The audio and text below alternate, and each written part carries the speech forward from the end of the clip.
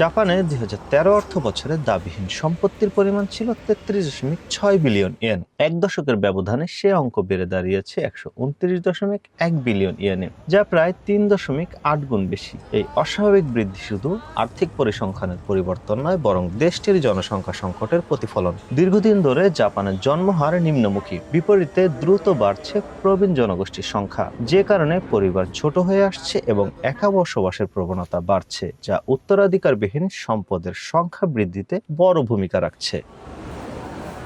জাপানের civil code অনুযায়ী কোনো ব্যক্তি মৃত্যুবরণ করলে তার সম্পত্তি প্রথমে বৈধ উত্তরাধিকারীদের হস্তান্তর করা হয়। উত্তরাধিকারীবিহীন সম্পত্তি দাবিহীন হিসেবে বিবেচিত হয়। এমন ক্ষেত্রে পারিবারিক আদালত একজন লিকুইডেটর নিয়োগ করে। তিনি মৃত ব্যক্তির ব্যাংক হিসাব এবং স্থাবর অস্থাবর সম্পদের তথ্য যাচাই করে প্রথমে বকেয়া কর, ঋণ, চিকিৎসা ব্যয় ও অন্ত্যেষ্টিক্রিয়া খরচ পরিশোধ করেন। সব দায় নিষ্পত্তির পর অবশিষ্ট অর্থ জমা হয় রাষ্ট্রীয় কোষাগারে। বিশেষজ্ঞদের মতে অনেক সময় বৈধ উত্তরাধিকারী থাকা সত্ত্বেও তারা সম্পত্তি গ্রহণে অনাগ্রহ দেখান, কারণ জাপানের আইনে উত্তরাধিকার গ্রহণ করলে সম্পদের পাশাপাশি সম্ভাব্য ঋণ বা আর্থিক দায়ও বহন করতে হয়।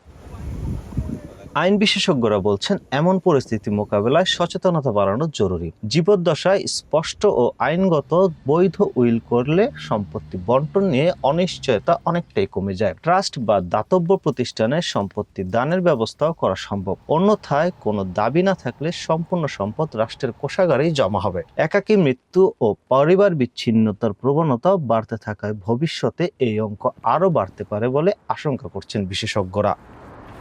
জাপানে উত্তরাধিকার ছাড়া মৃত ব্যক্তিদের সম্পদ থেকে সরকারি কোষাগারে জমা পড়েছে বিপুল পরিমাণ অর্থ। শুধু 2024 অর্থ বছরে যার পরিমাণ দাঁড়িয়েছে 129 বিলিয়ন ইয়েনে। বিশেষজ্ঞদের মতে একা বসবাসকারী বৃদ্ধ মানুষের সংখ্যা বাড়া এবং জন্মহার রেকর্ড পরিমাণে কমে যাওয়াই এর মূল কারণ, যার কারণে উত্তরাধিকার ছাড়া মৃত ব্যক্তির সম্পদ সরাসরি চলে যাচ্ছে রাষ্ট্রের কোষাগারে। জাপান থেকে শাকিল মাহমুদ, সময় সংবাদ।